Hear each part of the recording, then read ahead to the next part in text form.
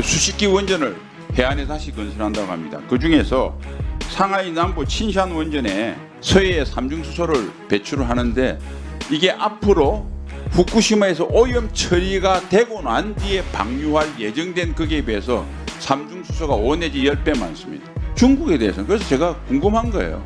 아니 위협에 대한 것도 선택적 위협 분석을 하고 수주라고 할 만큼 그렇게 애국심이 강한데 왜 애국심도 선택적으로 합니까? 이거는 특정 이념과 가치에 매몰되었거나 또는 자기도 모르는 사이에 그 주장을 하는 거예요.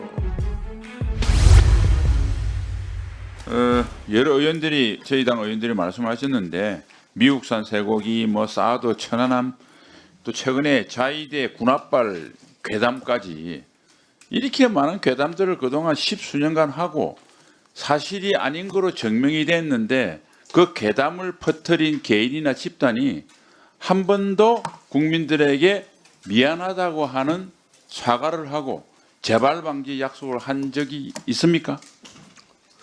제가 기억을 하는 것은 없습니다. 없습니다. 참 뻔뻔한 거죠. 그 장관님 용어 혼란 전술이라고 이야기 들어보셨죠? 예, 잘 알고 있습니다. 북한이 주로 씁니다. 예, 예컨대 평화라고 그러면 우리는 전쟁이 없는 상태인데 북한은 전쟁을 했으라도 더 이상 전쟁이 필요 없는 상태. 북한식 주체 사상으로 한반도가 되면 전쟁이 필요 없잖아요, 그죠? 예. 그러니까 북한의 평화는 전쟁을 전제로 한 것이고 우리 평화는 전쟁을 안 하는 겁니다. 물론 북한식 평화 중에서 우리가 굴복하면 전쟁을 안 할 수 있는 가능성도 있긴 합니다. 그러니까 굴복이나 전쟁을 하겠다.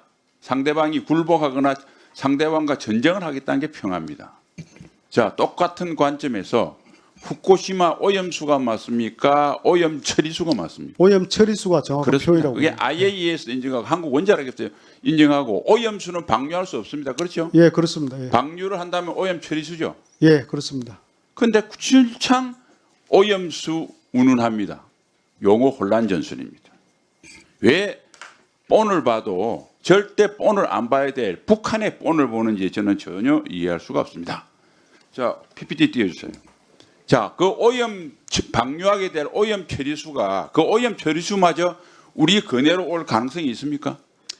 그 해류 조사 결과에 따르면은 거의 없는 것으로 저는 알고 있습니다. 저 해류 모식도인데 우리 국립해양연구원에서 나온 겁니다. 다음 해류 보십시오. 저기 저 한 바퀴 도는데 3 내지 5년 걸린답니다. 그러니까 저 쭉 북태평양 해류를 통해서 들어와서 나중에 3 내지 5년 후에 돌아온 것이 약간 일부 올 수가 있다. 그런데 거의 가능성이 없는 그것도 하도 억지를 부리니까 이제 그 가능성 본 겁니다. 그 다음에 이제 우리 회기성 어류들 쉽게 말해서 연어, 오징어 등에서 오염이 된다. 그래서 그 2011년부터 그 가능성 대단히 낮긴 한데 혹시 싶어서 우리가 수입을 금지시키고 있죠. 예, 그리고 일본 해산물 전수조 사이에서 그 방사능에 오염된 게 있습니까? 없는 것으로 알고 최근에 있습니다. 예. 없습니다. 자, 그러면 한 가지 질문하겠습니다. 자, 저렇게 후쿠시마에서 오염 처리수를 방류해서 그 오염 처리가 걱정된다면 미국, 그다음 남미 저국가들은 왜 조용합니까? IAEA부터. 일본 정부한테 무슨 뇌물을 받았거나 일본 정부한테 약점을 잡혀서 조용합니까? 그렇지 않습니다. 예, 그다음에 올해 2월 달에 미 국무부 대변인이 그렇게 했어요. IAEA 원자력 안전 기준을 강력히 지지한다. 국제사회에 대한 일본의 투명성과 긴밀한 공조를 환영한다 그렇게 했고, 그다음에 4월 5일 날 올해입니다. IAEA 후쿠시마 현장 조사 보고서에서 후쿠시마 방류 신뢰를 가능하다. 환경 영향 보충 설명이 필요하다. 그래서 그 결과를 보고 하겠다는 거 아닙니까? 그게 한국 정부도 한국에도 파견 나가 있죠. 아까도 말씀드렸죠. 예, 그렇습니다. 그 IAEA 그 국제 기구는 우리가 신뢰를 해야 된다고 보고 그 결과에 따라서 저를 지켜봐야 될 것 같습니다. 그 사람 친일파입니까? 일본이 예. 있는데 한국에 가 있는 조선이 친일파라서 일본이 오염된 걸 방류하는데 그냥 가만히 있습니까? 그렇지 않을 걸로 봅니다. 그 사람 그랬다가는 아마 우리 대한민국의 그 가구 자족이 살 수 없을 겁니다. 그러니까 이제 좀 고만 좀 하세요. 고만 좀. 언제까지 이건 또 하긴 문제긴 합니다. 이렇게 괴담을 퍼뜨리고 나라를 온통 혼란이 퍼뜨리고 난 뒤도 아무도 그에 대한 책임을 안 지우고 문제를 안 하니까 그렇긴 한데요. 자, 중국에 원전이 한 50기가 있고요. 서해 인접한 원기가 10여 기가 됐고 강화도에서 한 400km 정도 떨어지는 건조반 원전도 있습니다. 이제 수십 기 원전을 해안에 다시 건설한다고 합니다. 그 중에서 상하이 남부 친산 원전에 서해에 삼중수소를 배출을 하는데 이게 앞으로 후쿠시마에서 오염 처리가 되고 난 뒤에 방류할 예정된 거기에 비해서 삼중수소가 5 내지 10배 많습니다. 중국에 대해서는. 그래서 제가 궁금한 거예요. 아니 위협에 대한 것도 선택적 위협 분석을 하고 그 다음에 뭐 그렇게 어떻게 보면 또 국수주의라고 할 만큼 그렇게 애국심이 강한데 왜 애국심도 선택적으로 합니까? 이거는 특정 이념과 가치에 매몰되었거나 또는 자기도 모르는 사이에 그 주장을 하는 거예요. 장관님, 위협 분석과 안보에 대한 대응은 가치 중립적으로 해야 되죠, 그죠? 네, 그렇습니다. 예.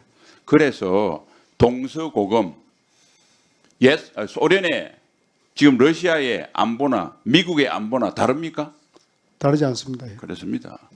가치와 이념은 위협 평가의 안보에 개입하면 안 됩니다. 그런데 우리나라는 불행하게도 자기도 모르는 사이에 우리 적에 우리한테 위협을 가하는 측의 가치나 이념에 매몰돼서 잘못된 위협 분석과 잘못한 안보 태세를 하고 있다. 이게 대한민국에 많은 예산을 넣는 것보다 더 중요하다. 누가 적이고 누가 위협이 되고 어떻게 해야 되는 것을 이제는 가치 중립적으로 해야 될다 생각하는데 되겠다 생각하는데 장관님 어떻게 생각하십니까? 예, 의원님 말씀에 전적으로 공감합니다. 그다음 한 가지 더 이제 지소미아에 의해서 한일 간의 정보 교류를 하면 우리 정보 자산이 일본 방어를 위해서 쓰입니까?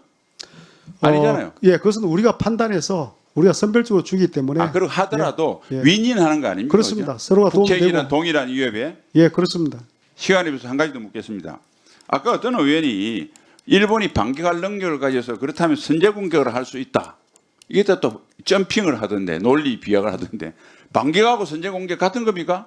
다릅니다. 공격을 받았을 때 한다고. 그렇죠. 반격은 공격을 받을 때 하는 거 선제 공격은 먼저 때리는 겁니다. 그런데 반격할 역량을 또 선제 공격하고 같은 거로 또 이 해석을 싹 비틀어 가지고 선동을 하고 있어요. 이 선동이라 생각합니다. 저는 동료 의원한테 죄송하지만 그러니까 좀 객관적이고 과학적이고 가치 중립적으로 돌아오겠습니다. 마지막 제 말에 장관님 말씀 드렸거든요. 예, 의원님 말씀 전적으로 공감하고 저희도 그런 차원에서 대비를 잘 하도록 하겠습니다.